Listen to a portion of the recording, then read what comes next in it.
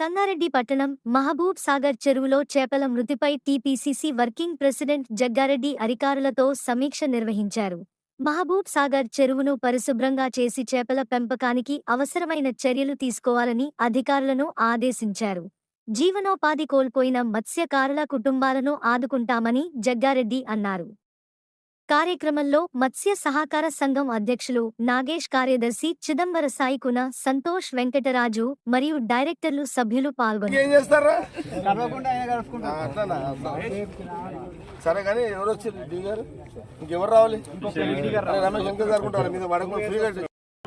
దాన్ని డబ్బులు ఇవ్వాలి. వాళ్ళు కష్టం చేస్తారు. ఎన్ని నెలలు చేప పెద్దగానికే 6 నెలలు 7 నెలలు 8 నెలలు 1 ఇయర్.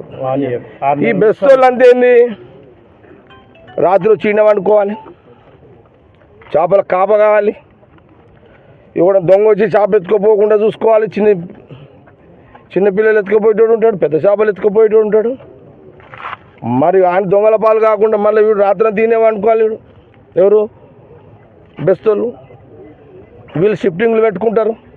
మరి ఈరోజు రాత్రికి వీళ్ళు రేపు ఇట్లా పెట్టుకుంటారు. వీళ్ళు ఎంత కష్టంతో కూడుకున్న పని వీళ్ళు. మరి ఇప్పుడు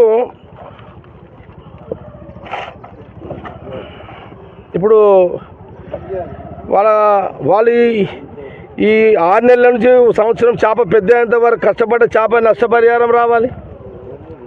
దాని కూలి వెళ్ళాలా లేదా?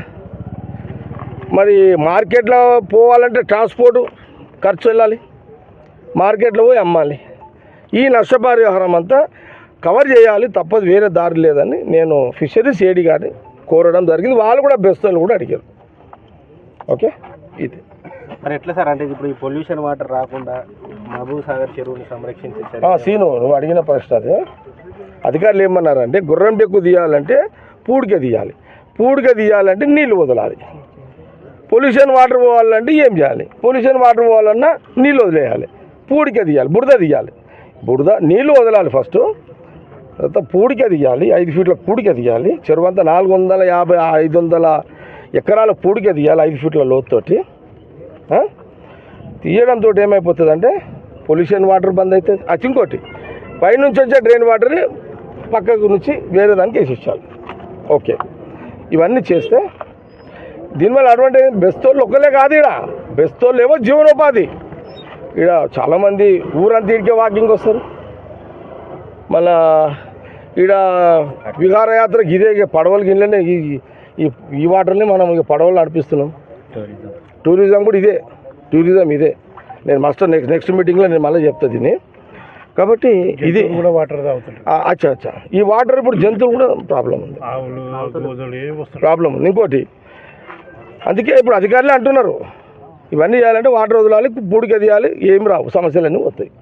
ఇది ఇక్కడ జరిగిన చర్చ అధికారులతోటి, గంగపుత్ర సంఘం బెస్తలతోటి.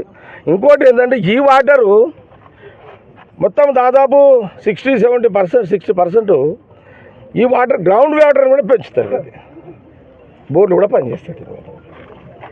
ఇది పరిస్థితి. కాబట్టి కాంగ్రెస్ గవర్నమెంట్ ఉంది కాబట్టి ముఖ్యమంత్రి గారు రేవంత్ రెడ్డి గారు నోటీస్కి ఆల్రెడీ తీసుకుపోయింది. ఇది సడన్లీ అయింది. ఇప్పుడు అది హెచ్ఎండిది వేరే ఉంది, మళ్ళీ నేను నెక్స్ట్ వచ్చిన అది కూడా చెప్తాను.